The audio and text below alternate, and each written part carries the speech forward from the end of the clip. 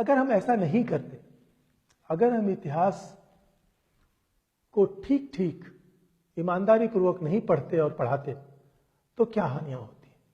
यह एक बड़ा महत्वपूर्ण बिंदु है जिस पर हमें ध्यान देना चाहिए। और मैं उल्लेख करना चाहता हूं विल ड्यूरा का।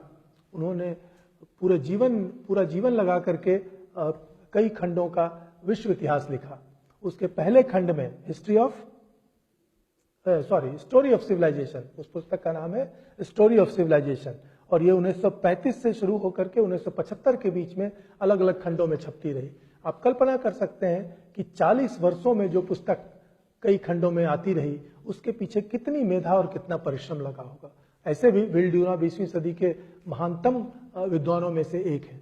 उन्होंने जो अपना पहला खंड लिखा था स्टोरी ऑफ सिविलाइजेशन, उसके पहले खंड में तीसरा अध्याय भारत पर है, और वह पुराने उस महमूद गजनवी वाले दौर का पूरा वर्णन देते हुए उन्होंने और भी लिखा है। लेकिन मैं उस प्रसंग का उल्लेख इसलिए कर रहा हूं कि वह हमारे इस बिंदु से जुड़ता है कि इतिहास के अध्ययन की उपेक्षा करने से या इतिहास से सबक न लेने से क्या हानियां होती हैं। तो ड्यूरा कहते हैं कि भारत में जो वह मुस्लिम कॉन्क्वेस्ट था, वह पूरे विश्व में सबसे अधिक खूनी था। इतना बड़ा अध्याय पूरे विश्व इतिहास लिखने वाला विद्वान कहता है कि वह मुस्लिम कॉन्टेक्स्ट सबसे अधिक रक्तरंजित था और हिंसक था। उसके बाद ये भी कहते हैं कि महमूद गजनवी हर साल एक निश्चित समय पर आता था अपने लाव लश्कर अपनी सेना के साथ और भरपूर लूट करके यहाँ से संपत्ति ले जाता था। वो जो छूट जाती थी सिर्फ इसलिए कि वो ले नहीं जा पाता था। इतनी समृद्ध सभ्यता थी वह भारत, और अपने यहाँ गजनी ले जाकर के विदेशी राजदूतों को दिखाता था कि इस बार हम हिंदुस्तान से क्या क्या लूट करके लाए। उसमें सोना चांदी जवाहरात और तरह तरह के वस्त्र और अनूठी चीजें वह ले जाता था। इसका वर्णन करके वह ड्यूरा टिप्पणी करते हैं कि इतना समृद्ध, वैभवशाली और ज्ञानवान भारत, यह जानते हुए भी कि उसके आने का एक सीजन नियत है, इससे रक्षा का उपाय नहीं कर पाता था। और वहीं पर वह टिप्पणी करते हैं ड्यूरा, जो हमारे ध्यान देने की चीज है कि सभ्यता एक बड़ी अनमोल चीज है। यह कौन सा मंत्र? हाँ, शांति अहिंसा के मंत्र जाप से वह नहीं बचती। इसमें वह किस पर व्यंग्य कर रहे हैं यह इस पर जाने की जरूरत नहीं है, लेकिन इसका मर्म समझने की जरूरत है कि कोई सभ्यता आदर्श विचारों और मीठी मीठी बातों से नहीं बचा करती। वह हो सकता है वह बुद्ध धर्म पर लक्षित कर रहे हो सकता है वो किसी और पर लक्षित कर रहे हो, लेकिन वो यही कहते हैं कि शांति और अहिंसा और प्रेम के मंत्र जाप से सभ्यता नहीं बचा करती। और यह 10वीं 11वीं शताब्दी की घटना पर यह टिप्पणी है उनकी, लेकिन ऐसा लगता है कि आज तक हमने इस सीख को नहीं समझा है। तो एक तो इतिहास से सीख लेने के लिए आवश्यक है कि पहले हम पूरे इतिहास को सही सही जान। दूसरे, ये श्री अरविंद की चेतावनी। श्री अरविंद भी एक महान चिंतक और विद्वान थे भारत की दृष्टि से, बल्कि मैं तो कहूँगा यूरोप की दृष्टि से, क्योंकि उनकी पूरी शिक्षा दीक्षा यूरोप में हुई थी। 5 वर्ष की आयु में ही श्री अरविंद इंग्लैंड भेज दिए गए थे अपने पिता द्वारा, ताकि उन पर भारत की कोई छाया न पड़े, और उनकी पूरी शिक्षा दीक्षा यूरोप में हुई थी। और वह पूरी तरह उन्होंने यूरोपीय मेधा को उनकी अपनी भाषाओं में पढ़ा। उन्होंने फ्रांसीसी विद्वानों को फ्रांसीसी में, जर्मन विद्वानों को जर्मन में और अंग्रेजी में तो पढ़ा है। उन्होंने एक तरह से पूरी यूरोपीय सभ्यता का अध्ययन पहले किया, यूरोपीय भाषाएं पहले जानी, और भारत में आने के बाद उन्होंने कोई भारतीय भाषा और भारतीय अध्ययन शुरू किया।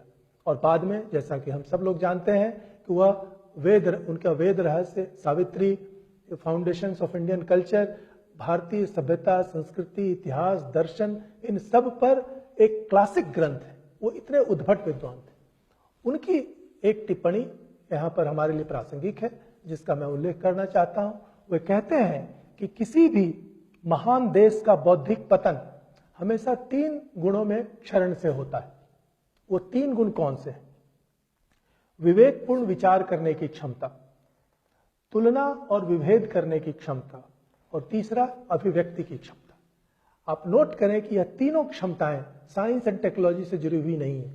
यह तीनों क्षमताएं सिर्फ दर्शन, साहित्य और इस तरह के उच्च, जिसको शुद्ध ज्ञान कहते हैं, इसके अध्ययन से जुड़ी हुई है।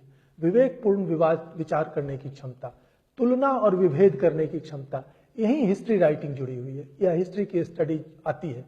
कि आप जब विभिन्न देशों का इतिहास या अपने ही देश के अलग अलग समय का इतिहास ठीक से आप जानते हैं तो आप तुलना और विभेद करने की स्थिति में होते हैं कि कहां पर क्या सकारात्मक था, कहां क्या नकारात्मक था, कहां किससे क्या भूल हुई और किस चीज से क्या शिक्षा मिलती है। इस तरह से तुलना और विभेद करने की क्षमता सामाजिक मामलों में यह किसी राष्ट्र के अस्तित्व के लिए आवश्यक है। उसी तरह विवेकपूर्ण विचार करने की क्षमता, जिस तरह से अभी हमने चर्चा की कि अगर आप कोई काल्पनिक बात गढ़ करके कोई सकारात्मक नीति बनाना चाहते हैं तो आप उसमें विफल होते हैं, यह अविवेकपूर्ण विचार है। विवेकपूर्ण विचार हमेशा सत्यनिष्ठ होता है, निर्भीक होता है, चाहे वह हमारे लिए सुविधाजनक हो या ना हो। और इसीलिए विवेकपूर्ण विचार करने की क्षमता, तुलना और विभेद करने की क्षमता और अभिव्यक्ति की क्षमता, ठीक ठीक जो हम सोच रहे हैं वह बोल पाना, ठीक ठीक हम जो समझ रहे हैं वह लिख पाना, यह क्षमताएं ही किसी राष्ट्र के बौद्धिक उन्नति या अवनति से जुड़ी हुई हैं। और इसका एक डिडक्टिव निष्कर्ष यह निकलता है, जो कि महमूद गजनवी के समय के भारत से भी आज तुलनीय है, कि साइंस, टेक्नोलॉजी, ट्रेड, इंडस्ट्री, इसमें आप बहुत उन्नत होकर के भी आप पराजित हो सकते हैं और लूटे जा सकते हैं। क्यों? क्योंकि आप में विवेकपूर्ण विचार करने की क्षमता नहीं है, तुलना और विभेद करने की क्षमता नहीं है, और इसीलिए उसके हिसाब से रणनीति और कार्यनीति बनाने की क्षमता आपकी कम हो जाती है। और यह जब तक क्षमता न हो, जो आज के भारत के लिए भी उतनी ही मौजूद है, तो हम वह कष्ट उठाते रहेंगे जो हम स्वतंत्र होने के बाद भी आज उठा रहे हैं। एक अंतिम बात और इस विषय में जोड़ना उपयुक्त होगा, और वह यह कि यह जो सामाजिक विषय है, जो श्री अरविंद ने जिन गुणों के बारे में कहा, वह सामाजिक विषय जुड़े हुए हैं। दर्शन, इतिहास, राजनीति, संस्कृति, धर्म, यह सब, इन सब का अध्ययन एक अर्थ में साइंस एंड टेक्नोलॉजी के अध्ययन से कई गुना अधिक कठिन है। आमतौर पर हमारे शिक्षा तंत्र में आज ऐसा माना जाता है कि ये सब विषय तो कोई बात नहीं, जो कमजोर विद्यार्थी हैं वो पढ़ते हैं, इतिहास, राजनीति, साहित्य, और जो इंटेलिजेंट विद्यार्थी हैं, अच्छे विद्यार्थी हैं, वो साइंस पढ़ते हैं, फिजिक्स पढ़ते हैं, बायोलॉजी पढ़ते हैं, टेक्नोलॉजी में जाते हैं, मैनेजमेंट में जाते हैं। यह एक बड़ी गलत धारणा है। और यहाँ पर एक मैं उदाहरण देना चाहता हूँ।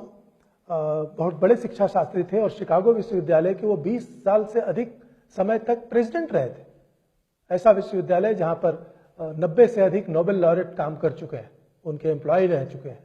उस विश्वविद्यालय के 20 साल से अधिक प्रेसिडेंट रहे रॉबर्ट हचिंस ने एक टिप्पणी की है। उन्होंने कहा है कि मैंने कई खगोल शास्त्रियों का नाम सुना है जो 16 वर्ष की आयु से पहले ही अंतर्राष्ट्रीय विशिष्ट पत्र पत्रिकाओं में शोध पत्र लिखते रहे हैं, किंतु मैंने किसी ऐसे बच्चे के बारे में नहीं सुना जो सामाजिक संगठन और मनुष्य के भवितव्य के बारे में कोई उपयोगी बात कह सका।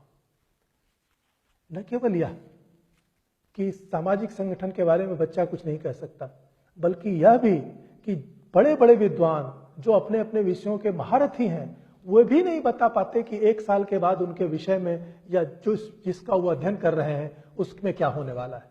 मैंने सोवियत इतिहास पर अपना अध्ययन किया है, मेरी पीएचडी उस पर है, और मुझे अच्छी तरह याद है कि जब सोवियत संघ का विघटन हुआ, उसके कुछ ही महीने के अंदर यूरोप के और अमेरिका के जो सबसे बड़े सोवियतोलॉजिस्ट थे, जिन्होंने पूरा जीवन सोवियत यूनियन के अध्ययन पर दिया, जो रूसियों की तरह बोलते थे और वहां जाकर के महीनों रहा करते थे अपनी स्टडी करने के लिए, उन्होंने एक से एक एक्सेलेंट किताबें लिखी सोवियत इतिहास पर, सोवियत राजनीति पर। उन्होंने इस विषय पर एक कॉन्फ्रेंस की 1991 में सोवियत संघ का विघटन हुआ, ये 92 की बात है। उन्होंने कहीं पर यह कॉन्फ्रेंस की थी, शायद मिशिगन यूनिवर्सिटी में, और उन्होंने इसी विषय पर चर्चा की कि वह क्या बात थी कि हम लोगों ने पूरा जीवन जिस विषय का अध्ययन किया, उस सोवियत संघ के विघटन के कुछ महीने पहले भी हमारे सपने में भी नहीं आया कि सोवियत संघ का विघटन हो सकता है। यह उदाहरण बताता है कि सामाजिक विषयों को, राजनीतिक विषयों को, इतिहास संबंधी विषयों को और मनुष्य संबंधी ज्ञान कितना कठिन और जटिल है कि जो पूरा जीवन उसमें लगे रहते हैं उनको भी यह आइडिया नहीं होता। और मैं भारत के बारे में कहना चाहता हूं, आप देख लीजिए, जो 30 साल पहले जो सोशल साइंस के बड़े बड़े विद्वान थे, ये राजनीति शास्त्र के, आप देखिए कि भारतीय राजनीति के बारे में और इसकी भविष्य की प्रवृत्तियों के बारे में वो क्या कहते हैं। एक भी तत्व उसमें नहीं मिलेगा जो आज वास्तव में भारत में हो रहा है। अर्थात पॉलिटिकल साइंस के बड़े बड़े विद्वान, रजनी कोठारी, आरसी प्रसाद, उन सब लोगों ने जो पॉलिटिकल साइंस में और पॉलिटिकल ट्रेंड्स पर जो बातें लिखी हैं सेमिनार में और जर्नल में आपको मिल जाएंगे। आप देखिए कि उसमें जिन चिंताओं की चर्चा की गई है वह चिंताएं आज भारत के समाज में हैं ही नहीं, और जो नई चिंताएं पैदा हो गई हैं उसकी उन्होंने कल्पना तक नहीं की थी। तो यह दिखाता है कि अगर हम सोशल साइंस के अध्ययन के बारे में, इतिहास, दर्शन, समाजशास्त्र, साहित्य, अपनी ज्ञान परंपरा, इसके अध्ययन के बारे में अगर हम सचेत नहीं हैं तो इसकी कितनी हानियां हो सकती हैं। हमेशा हम लोग इंतजार करते रहेंगे कोई नई आपदा, कोई नई विपत्ति आ जाए और हम उसका मुकाबला करने में समर्थ नहीं होंगे। तो इसीलिए यह जो विषय जिसकी आज मैं चर्चा कर रहा था वह यह है कि इतिहास के बारे में हमें एक सतर्क और स्वस्थ दृष्टिकोण रखना चाहिए। इसके बारे में वही गंभीरता रखनी चाहिए जो हम किसी और विषय के बारे में रखते हैं, और इतिहास को हमेशा तथ्यों पर आधारित होना चाहिए, न कि किसी दूसरे की दृष्टि से हम उसमें बने बनाए निष्कर्ष दोहराने की प्रवृत्ति रखें। अगर हम ऐसा कर पाते हैं तो निस्संदेह भारत में वह प्रतिभा है कि हम अपने समाज का, अपने इतिहास का वह विश्लेषण करें जो न केवल सत्य के अनुकूल होगा बल्कि हमारे हितों और भविष्य के भी अनुकूल होगा।